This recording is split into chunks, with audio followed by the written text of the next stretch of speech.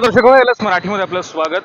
भारताचे पंतप्रधान नरेंद्र मोदी यांनी इंधन बचत करा असं म्हणलं होतं. मात्र आता जर बघायला गेलं तर देशभरात पेट्रोल आणि डिझेलच्या किमतींची जी दरवाढ आहे ते साधारण 3 ते 3.5 रुपयांच्या आसपास जी दरवाढ आहे ती झालेली आहे. मी आता आहे कोल्हापुरातल्या एका पेट्रोल पंपावर. जर आता आपण बघायला गेलं तर ही जी रांग आहे ही मोठ्या प्रमाणात जी आहे कोल्हापूरकरांनी लावलेली आपल्याला पाहायला मिळते. एकंदरीत जर बघायला गेलं तर याच्यामध्ये पेट्रोलची जी दरवाढ आहे ती आज सकाळपासून करण्यात आलेली आहे. जवळपास पेट्रोलमध्ये 3 ते 3.25 रुपयांचे जी दरवाढ आहे ती एकंदरीत ही सगळी आहे ती करण्यात आलेली आहे. आपल्यासोबत काही नागरिक आहेत ज्यांनी आता पेट्रोल भरण्यामध्ये आता बऱ्यापैकी मोठ्या रांगा लावलेल्या आपल्याला पाहायला मिळते. दादा, काय सांगाल आता भारताच्या पंतप्रधानांनी खरं तर इंधन बचत करा म्हणून सांगितलं होतं, कारण अचानक आता ही दरवाढ झालेली आपल्याला पाहायला मिळते.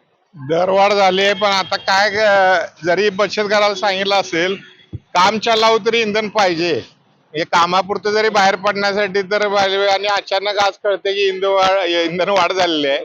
पण आता जसं आहे तसं पुढे स्वीकारून गेलं पाहिजे आणि त्यानुसार चालू आहे कामकाज. ही जी दरवाढ आहे ही दरवाढ तुम्हाला तेवढी पुरेशी वाटते का, किंवा ही तुम्हाला परवडणारी वाटते? कदाचित हे सिच्युएशन नुसार झाले असेल, पण थोडस सर्वसामान्यांच्यावर हा बोज न टाकता सरकारनं याच्यामध्ये लक्ष घालून याच्यामध्ये सर्वसामान्यांना दिलासा दिला पाहिजे. खरं तर सर्वसामान्यांनी दिलासा दिला पाहिजे असं काही म्हटलं तर काही हरकत नाही आहे. याच्यामध्ये जर बघायला गेलं तर काही नागरिक देखील आहेत. काका, काय नेमकं सांगाल? अचानक भारताच्या पंतप्रधानांनी इंधनाची बचत करा म्हणून सांगितलं होतं, पण अचानक आता दरवाढ झाल्याचं आपल्याला पाहिजे. हे कसं बघताय? काय जागतिक संकट आहे. हा, सगळीकडेच वाढायला लागलेत रेट. आपल्या इंडियात वाढत नाहीत, सगळ्या ऑल इंडिया जगामध्ये वाढायला लागलेत रेट. तर थोड्या दिवसात परत होऊन जाईल सुरळीत सगळं. तोपर्यंत ही परवडणार आहे वाटतं? आता काय जे जागतिक संकट आहे बोललं तर सगळ्यांनाच परवडणार नाही, जे आहे ते करायलाच लागेल ना आपल्याला सर.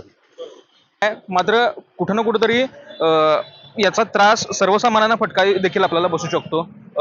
काकी, नेमकं काय सांगाल? आता हे इंधन वाढ जी झालेली आहे ही परवडणारी आहे का? नाही, अजिबात नाही. असं बघतायत. अहो, त्यामुळे बाकी सगळ्या गोष्टी पण ऑटोमॅटिकली महाग होतात ना, सगळ्यावरच त्याचा परिणाम होतो. मेन ट्रान्सपोर्ट वाढलं, सगळंच वाढलं ना त्यामुळं.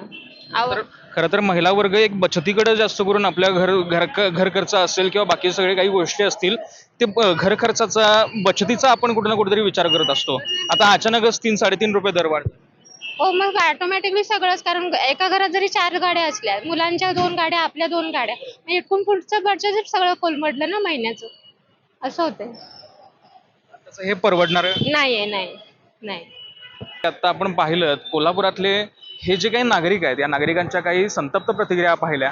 खरं तर काहींचं म्हणणं आहे जागतिक संकट आहे, त्याला आम्ही कुठं ना कुठेतरी सामोरं जातोय.